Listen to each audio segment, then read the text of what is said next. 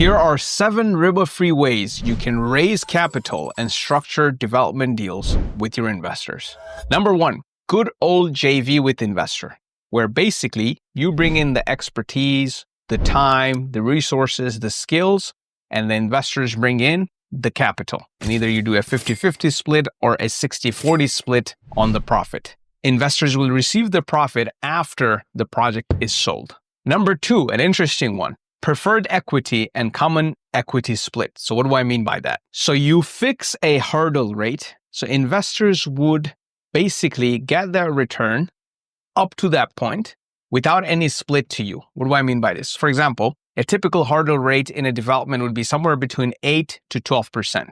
So your first priority is to make sure investors make that first 8% profit.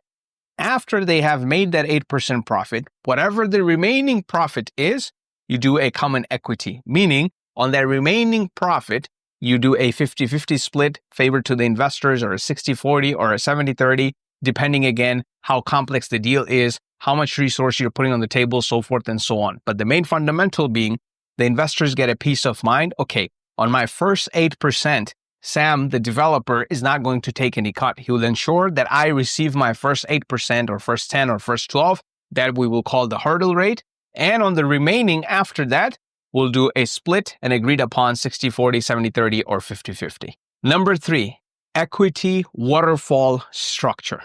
So this is similar to number 2, where you do a hurdle rate and a common equity, but there is a third play here. So a hurdle rate, let's say, I'm not going to explain again, up to 8%.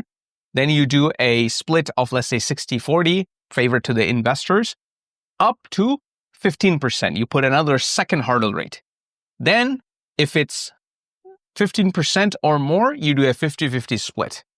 If it's 20% or more, you do a 40-60 split where investors get only 40 and you get 60% more favorable to you. So basically, it's an incentivized tier payout where you as a developer, you're incentivized to perform better, and investors also retain the peace of mind. Okay, the developer's fee is tied to developer performing at a very high rate. I get my first 8%, and then up to 15%, we do a 60-40 split. Anything more than 15%, here the developer can take 50% or more. So this way, everybody wins. Number 4, a complete syndication deal where your investors are LPs, i.e. limited partners, and where you are the GP, i.e. the general partner. So the limited partners or the investors take minimal risk. They have little to no exposure to any risks or liabilities. You as a general partner take all the risk, but you provide very little capital, usually 5 to 10% on the deal.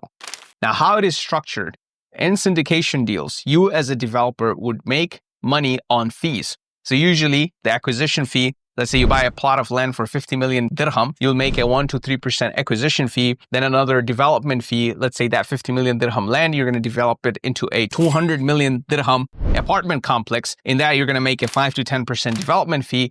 And then there will be a disposition fee. When you actually sell successfully and make profit, there's going to be a disposition fee. So these fees are taken up front from the top line as developer. And on top of that, there will be a split on the profit after the investors get their hurdle rate, either 60-40, 70-30, typically, because you're making a lot of the fees upfront as acquisition, as development, and as disposition. Number 5, very risky one for you as a developer, but it's the revenue sharing model. But basically, it's plain and simple. Whatever revenue sharing is, hey, I'm going to give you 5% equity from the revenue. And your job is to do the marketing, or your job is to do XYZ. In that case, basically, that person from the revenue would make that 5%, not from the net profit. And you, whatever the net profit is, this is how you would arrange it with the investors. But whatever revenue sharing partnership you do, make sure you know for sure their project will be profitable. Otherwise, it's going to hurt you because you're paying that person or that equity partner or even a marketing partner upfront from the revenue.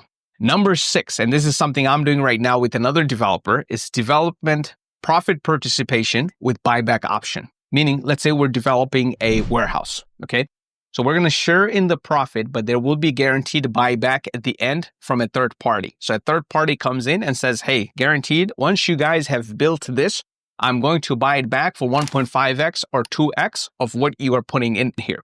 So let's say you come in with an 11 million dirham equity. somebody's going to buy back for 22 million dirham. So this is a buyback opportunity, but you have to make sure the Sharia compliance is there. It's a third party actually buying and your contracts are in place, but that's a very, very lucrative way of getting into developments. And number 7, all of the above, you can kind of mix this one with the other one. This does not have to be all concrete. You can do a mudaraba, you can do a nijara, you can do a musharaka, or mix or match one of the above ones.